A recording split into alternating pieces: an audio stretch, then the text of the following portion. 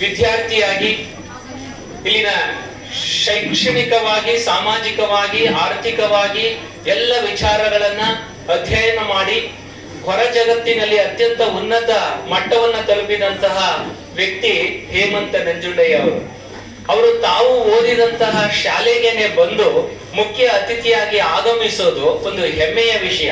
ಅದು ಅವ್ರಿಗಷ್ಟೇ ಅಲ್ಲ, ನಮಗೂ ಒಂದು ಹೆಮ್ಮೆಯ ವಿಷಯ.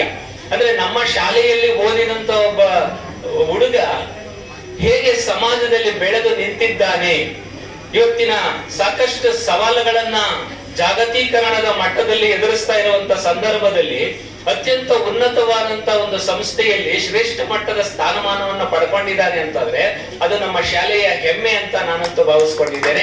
ಅವರಿಗೆ ತುಂಬ ಹೃದಯದ ಧನ್ಯವಾದಗಳು. ಈ ಕಾರ್ಯಕ್ರಮದಲ್ಲಿ ಆದರ್ಶ ವಿದ್ಯಾಲಯದ ಮುಖ್ಯೋಪಾಧ್ಯಾಯನಾದಂತ ಜಯಶ್ರೀ